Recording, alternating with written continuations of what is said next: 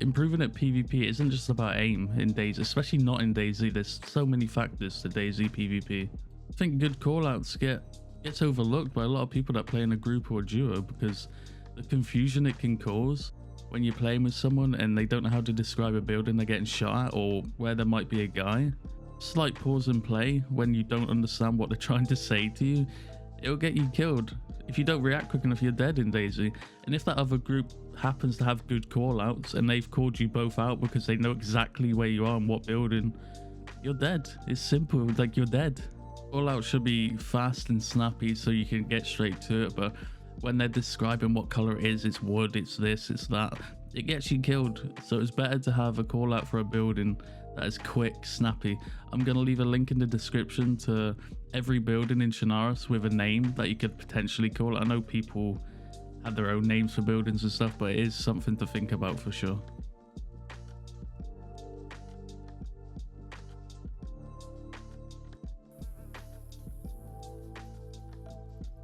So sensitivity is a bit of a funny one because everyone has their preference, but you're not going to want a super high sensitivity. I think on default in DayZ, sensitivity is max. I can't express how much of a bad idea that is. You're going to want to lower that to about half or wherever you're comfortable, but max is such a bad idea. You'll see now when I'm trying to track with default sensitivity, I'm overshooting every tiny little movement on my mouse is overshooting, then I've got to readjust and compensate. With a low sensitivity, I can track pretty well, and in a firefight, that is probably one of my #1 things that you need. If you're not already on low sensitivity, try it.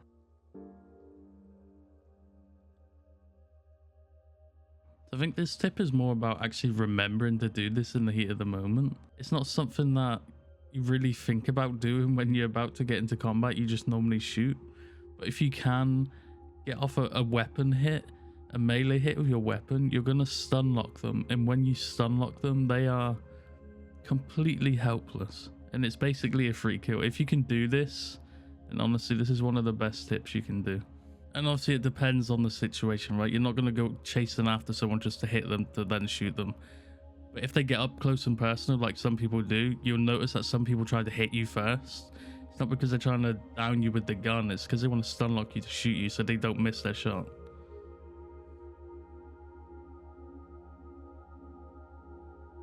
This one's a bit different, but when I tried it for the first time, I was blown away by how well it worked in DayZ. Obviously, from a young age, you're taught to skim read from left to right. And honestly, when you scan a tree line, because you're so used to skim reading, you do miss stuff out. But when you go right to left, your brain picks out anomalies that just shouldn't be there. Honestly, try it on this. It might sound stupid, but try it. It honestly works, and it's crazy how well it works. Your brain analyzes almost every shape and you spot things much easier. I mean, this is taught in the military as well. You can apply this to DayZ and it works 100%. I'm also pretty sure that proofreaders like teachers do this as well, because it allows them to focus on each individual word. If they go left to right quick, they're going to miss out mistakes themselves, but this does work.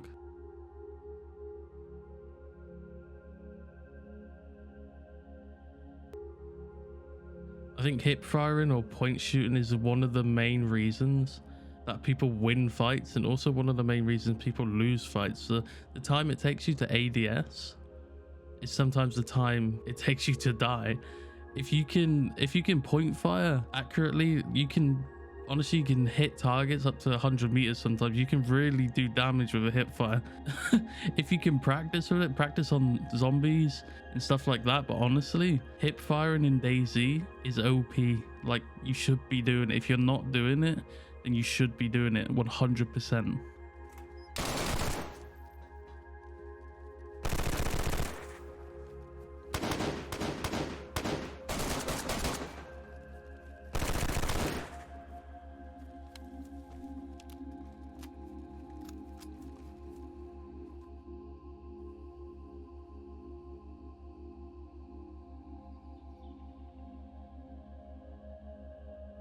I think recording your deaths, especially your deaths, when you have a fight in DayZ, that's where you're going to learn the most. That's where you're going to learn bad habits, what you should have done against what you did do. I feel like the best players in DayZ, the best PvPers, they've just watched themselves die so much and they've analyzed their footage so much. That's how they improve. And I really I really believe that's how I improved, was watching how I died.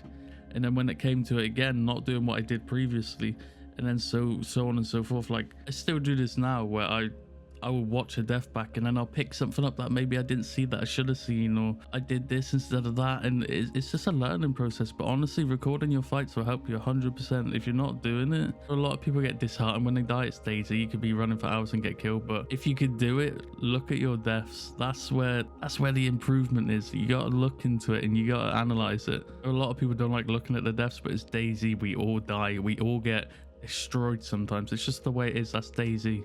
But yeah, you should be recording your good fights, you should be recording your bad fights, and you should be looking at them both. There's a whole bunch of info you can be picking apart in there.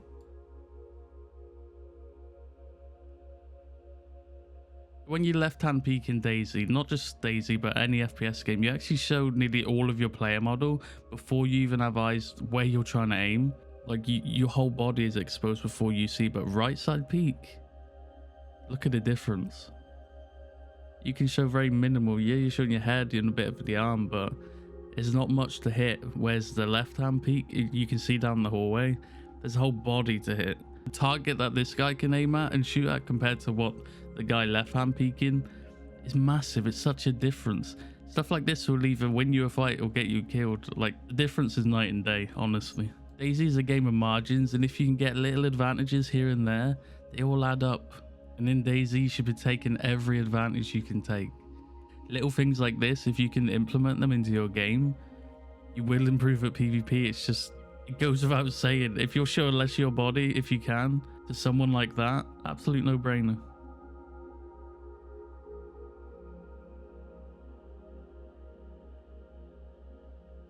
But if you can right-hand peek, look at the difference. That's what you should be doing if you can help it, but you can't always help it in Dayz. Sometimes you have to swing a corner on your left, and it does put you at a disadvantage. But if you can help it, you shouldn't be doing it. You shouldn't be left-hand peeking. And you know, I know most people know this, but if you're a new player or you're not very, you know, you might not even be playing a lot of FPS games, this is something to consider. This is something that will get you killed a lot if you're peeking on your left a lot of the time.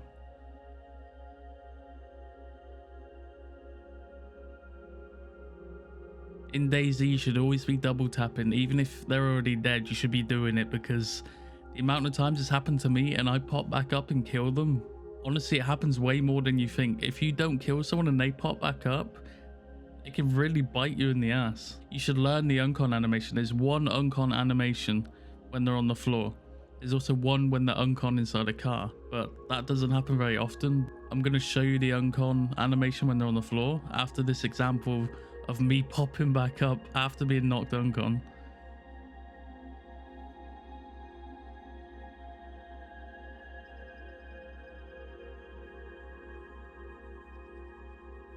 Could have all been avoided on their part if they just double tapped me, or if they knew the 𝙈𝙀 animation. I was on my back, breathing still. You can see the breath of the 𝙈𝙀 player. It would have saved them so much heartache. So this is the 𝙈𝙀 animation that you need to be worried about. Right hand up, right leg up. Left arm and left leg are facing down, and the head is facing to the sky, and you can see the breath. The other 𝙈𝙀 animation is when somebody is in a car, but this is the one here that gets people every time.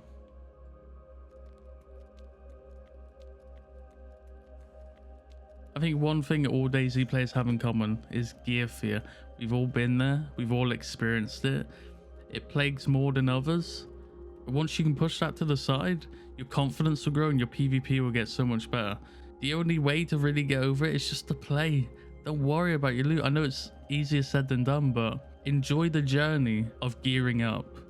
There's so many times where we've been fully geared and then we just kill ourselves because it gets boring. The fun part of Dayz is the journey in between getting geared, for me personally anyway. Because once you've got the gear, some people are scared to lose it, but why have you looted it if you're not going to use it? And I get it, you've invested a lot of hours into your character. Nobody wants to lose their character that they've been alive on for hours. But you can just loot again. That's the fun of Dayz. You never know what's going to happen in between. And you're never really going to get fully confident in PvP if you're scared to lose your stuff. It's better to die in Dayz taking a crazy fight with someone than just to wait for the server to wipe or Stash your stuff in the base. It's better to just use it. Every time you use a loadout, every time you just jump into PvP, you're improving. You might not even know it.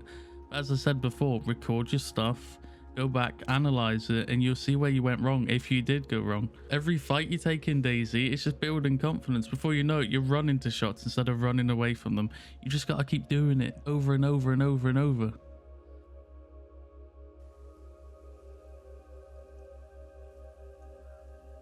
Most of the time in DayZ, if you're patient, you will come out on top. Most people get impatient and they make a mistake, and then the person that is patient waiting on them will just wipe them. They'll make a mistake whilst being aggressive. They push, but they're not quite sure where the person waiting on them is. The patient player normally does win in DayZ, because whilst they're sat there being patient, they're gathering info. They can hear you around the building. They might hear 1, 2 of you. They're prepared, basically. They're prepared for when you push them. You know where they're coming from. They don't quite know where you are in the building. Patience is one of your best friends when PvPing in DayZ.